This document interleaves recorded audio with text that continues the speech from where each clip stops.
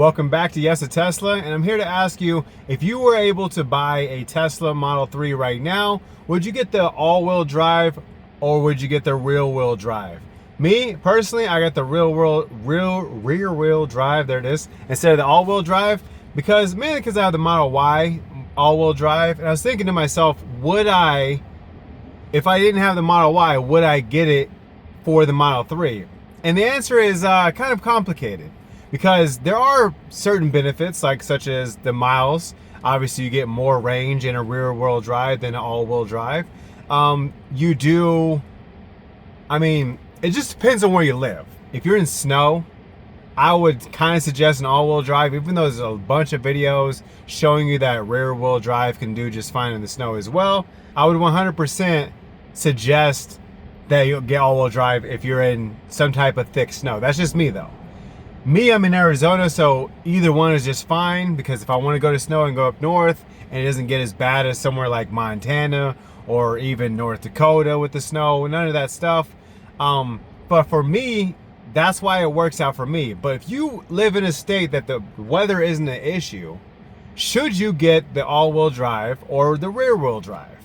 And I'm here to tell you that I think you should get the rear-wheel drive, mainly because most people have range anxiety, which I've always told you that I think that you should instead make sure that you have your battery percentage not on battery, but on miles. Because of the fact that when you see it and relate it to a battery percentage, if you have 30% battery left percentage-wise, you're gonna rush to a charger just like you would rush to a charger with your phone. If you have 160 miles left, you're not gonna think, oh, well, I need to get to the charger now. Because you don't. 160 miles, you're gonna have a good amount of time to have to use those miles. That's why I use the miles instead of the percentage. But it's to each his own. That's just my suggestion. I think 100% using the rear-wheel drive over the all-wheel drive, especially if weather's not a big deal, battery anxiety can be reduced so much more if all you had to do and drive something with good range. And the way you drive efficiently is going speed limits and not slamming on the accelerator. Those will preserve your battery. Me, I'm a mixed driver. So when I want to get up, I get up. If I need to get over in a freeway lane, I get up and get over on the freeway lane. If I feel like that I just want to punch it just to punch it, I punch it just to punch it. I deal with those things because I feel like I don't want to be too careful with my car, because I want to enjoy my car as well. And I suggest that you enjoy your car as well.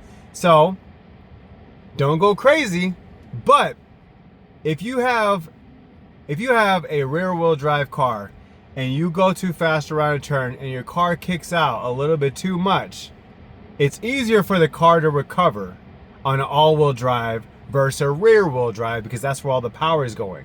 All-wheel drive, if it's doing that where somehow you got it sideways about to slide, the wheels can correct themselves. This is a computer on wheels. So if you're a good driver though, or if you're not a driver that drives crazy, then rear-wheel drive is just fine for you. All-wheel drive is not necessary. It's a $5,000 difference if you want to pay it in cash. Or it's let me just go ahead and check a look. So finance, it's $89 more for the long-range all-wheel drive versus the rear-wheel drive. Top speed is the exact same, but the 0 to 60, it is faster. So that's where you're going to be able to have more speed there. But if you're not a 0 to 60 person, then it doesn't matter, because you're not driving the most fastest Model 3 anyways. So what's the point of having 4.2 versus 4.7? Either one of those will get you in front of basically any car on the road. Then you want to go back to here. 346 miles of range for their all-wheel drive, or 363 miles of range for their rear-wheel drive. I just feel like if you can save the money, why don't you just get yourself a rear-wheel drive car? Realistically, it makes the most sense, especially if you don't currently own an all-wheel drive car. Rear-wheel drive should be at the top of your list for cars to get, because of the fact that you don't own an all-wheel drive anyways. So you've been surviving this entire time without it, so why spend top dollar? I feel like if you want the all-wheel drive, you might as well go all the way to the top and get the performance, because you get so much more benefits with it. Yeah, sure, you pay a little bit more as well, but you get more benefits on the performance versus the all-wheel drive. Now your range will be at the low 300s if you decide to get yourself a performance car. You can switch the 20-inch wheels to the 18-inch wheels, and you'd be able to get yourself about 20% more battery based off of just switching the wheels out. Isn't that crazy? Switching the wheels out from a 20 to an 18, which still gives you the performance and gives you the range. And if you don't believe me, check out out of spec reviews. They've already shown the difference between the two. So understand that you can get it out there. The data is out there to be able to get the range out of your performance if you have the money to spend extra on the performance. Me personally, if I was going to get the performance, I would have just went used. I would never go, I would wait, get my down payment up and get the down payment on the performance versus the rear wheel drive. Now for me, it was a mixture of things. I need the range and I don't really need the performance as of right now, so it really wasn't a big deal. I just wanted to get a car that would be reliable for the next 5, 6, maybe even up to 10 years. Depends on what comes out, how it comes out. If there's a lot of things that outdate this car, I want to be able to trade up to get the next one, because I don't want to be left behind. Understand that you are in a technological vehicle, so this technology has got to stay up to date. And if you don't stay up with the times, then guess what? Everything happens with your vehicle. Your vehicle has issues. It doesn't get the most up-to-date updates. It doesn't have certain versions of full self-driving. There's so much things that it'll get left behind, especially if you think about all the people who have hardware 2. I have a hardware 3 on my Model Y, and I feel like, man, because I was so concerned about getting the Model Y hardware 4.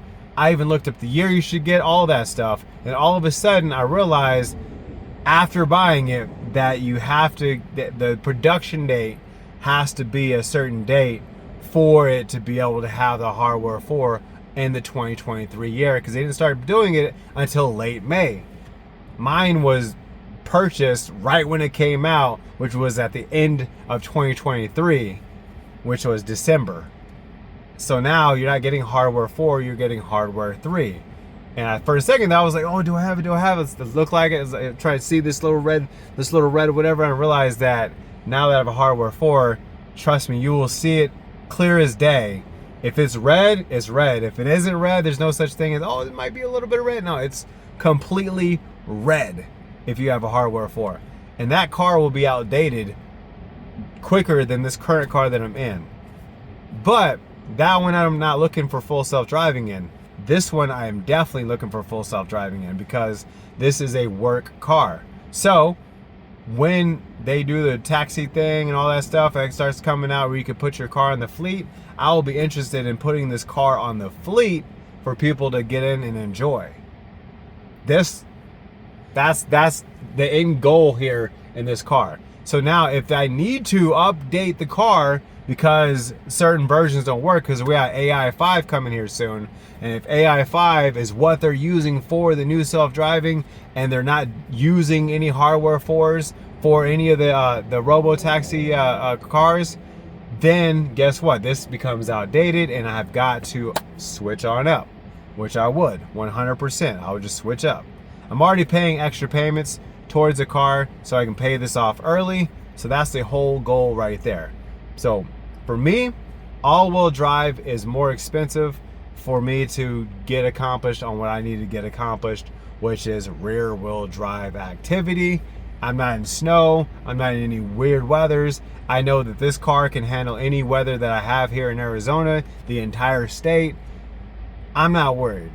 But if you are worried because you do deal with snow and you do deal with things with weather, I would just say it's mainly snow, not water, just mainly thick snow. If you have thick North Dakota, Montana, that type of snow, then you should get an all-wheel drive car. But if you don't, I think you should get a rear-wheel drive car 100%. And if you are looking to get a brand new Tesla, or you're looking to get a used Tesla, make sure you use my referral code right there down below. It really helps out the channel, but it also helps you out as well. I appreciate you guys, and I'll see you on the next one.